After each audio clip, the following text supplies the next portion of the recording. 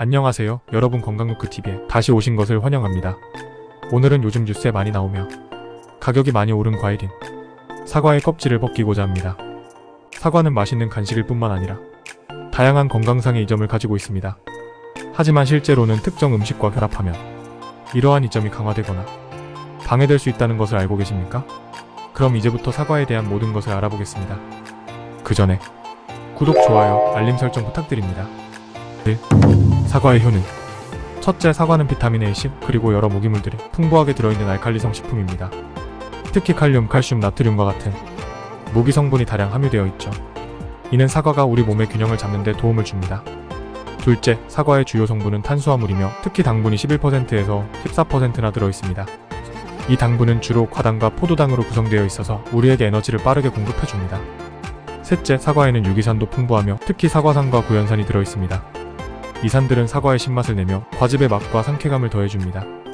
넷째, 사과는 펙틴과 같은 다양한 식이섬유를 포함하고 있는데요.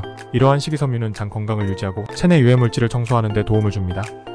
펙틴은 수용성 식이섬유로 껍질을 벗기지 않고 섭취할 때 가장 효과적이죠. 다섯째, 폴리페놀과 같은 항산화 물질도 사과에 풍부합니다.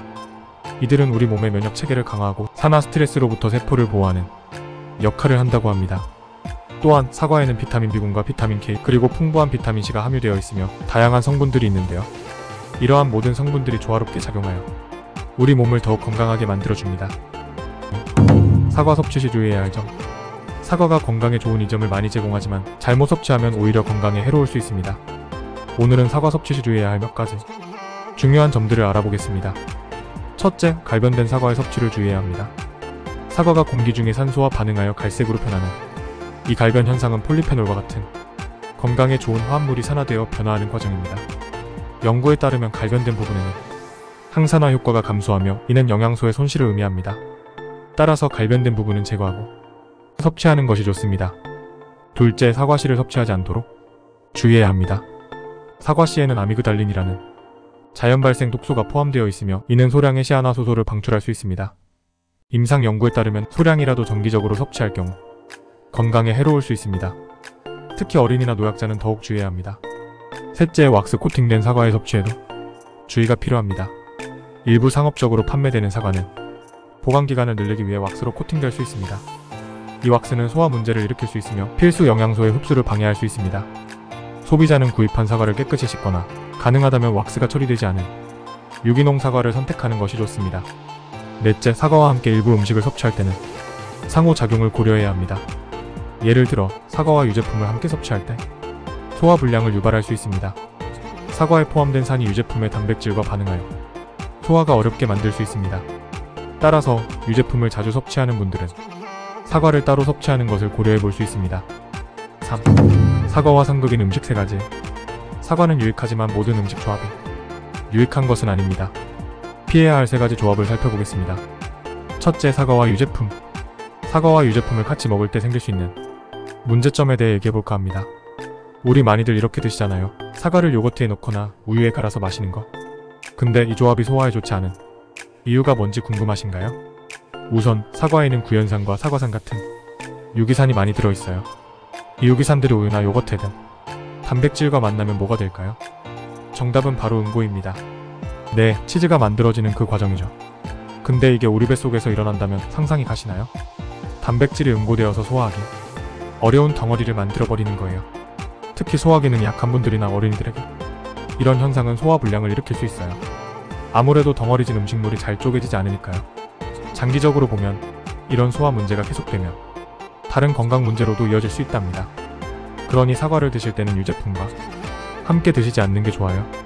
사과를 먹고 나서 몇 시간 후에 유제품을 드시거나 그 반대로 해보세요. 이렇게 하면 소화도 편하고 더 건강하게 음식을 즐길 수 있을 거예요. 둘째, 사과와 감자. 감자에는 수산이라는 성분이 들어있는데요. 특히 생감자에 많이 함유되어 있습니다. 그리고 우리가 좋아하는 사과에는 구연산과 같은 유기산이 풍부하죠. 이 두 성분이 만나면 뭘까요? 바로 가스를 발생시킵니다. 이 가스 때문에 배가 부르고 불편한 폭부 팽만을 경험할 수 있어요. 이런 가스는 단순히 불편함을 넘어서 장기적으로 소화불량이나 장내 염증 같은 문제를 일으킬 수 있습니다. 실제로 많은 연구에서 이러한 가스 생성과 소화기 문제를 지적하고 있어요. 그래서 전문가들은 사과와 감자를 서로 시간을 두고 섭취할 것을 권장하고 있습니다. 셋째, 사과와 해산물. 해산물, 특히 조개류는 금속성 미네랄이 높은 수준으로 함유되어 있어요. 이런 미네랄은 우리 몸의 여러 면에서 좋은 영향을 미칠 수 있지만 사과와 함께 섭취하면 얘기가 달라집니다. 사과에 들어있는 유기산이 이 미네랄과 만나면 어떻게 될까요? 바로 반응을 일으켜 소화 과정을 방해하게 되죠. 이 반응은 소화효소의 활성을 저하시켜 음식의 분해를 어렵게 만들 수 있습니다. 연구에 따르면 이런 조합은 우리 몸이 음식을 제대로 분해하고 흡수하는데 필요한 효소의 작용을 떨어뜨릴 수 있어 소화불량이나 다른 소화기 문제를 유발할 수 있다고 해요. 그렇다면 우리는 어떻게 해야 할까요? 해산물을 드실 때는 사과를 함께 섭취하지 않는 것이 좋습니다. 만약 사과를 드시고 싶다면 해산물을 먹은 후 몇 시간을 기다린 다음에 섭취하는 것이 좋습니다. 이렇게 시간 간격을 두면 서로 반응을 일으킬 확률을 줄일 수 있어요. 4. 사과와 궁합이 좋은 음식 3가지. 첫째, 사과와 계피. 사과와 계피 조합은 미각을 즐겁게 해주는 것 이상입니다. 계피는 사과의 혈당 조절 특성을 보완하는 혈당 수치 조절에 도움이 됩니다. 미국 임상영양저널의 연구에 따르면 이러한 조합이 식후 혈당 높낮이를 줄일 수 있음을 보여줍니다. 둘째, 사과와 견과류. 아몬드나 호두와 같은 견과류를 사과와 혼합하면 아삭아삭한 식감을 더할 뿐만 아니라 건강한 지방과 단백질도 섭취할 수 있습니다. 이러한 영양소는 에너지 수준을 안정하고 포만감을 지속하는 데 도움이 되어 체중 관리를 위한 완벽한 간식입니다. 셋째, 사과와 잎채소. 사과를 시금치나 케일과 같은 잎채소와 결합하면 사과에 들어있는 비타민C 덕분에 채소의 철분 흡수를 극대화하는 영양이 풍부한 샐러드가 됩니다. 식품과학 및 영양 연구에 따르면 이 조합은 식사의 항산화 능력을 향상시켜 전반적인 건강을 증진시키는 것으로 나타났습니다. 이외에도 사과와 궁합이 좋은 음식으로 고구마무 등 많은 음식이 있는데요. 특히 상극인 음식인 유제품, 전분이 많은 음식, 당도가 높은 케이크, 사탕 등의 음식과는 같이 섭취하시는 것을 피하고 사과의 효능을 극대화시키시기를 바랍니다. 요약하자면 사과와 피해야 할 음식으로는 첫째, 사과와 유제품. 둘째, 사과와 감자. 셋째, 사과와 해산물. 사과와 잘 어울리는 음식으로는 첫째, 사과와 계피.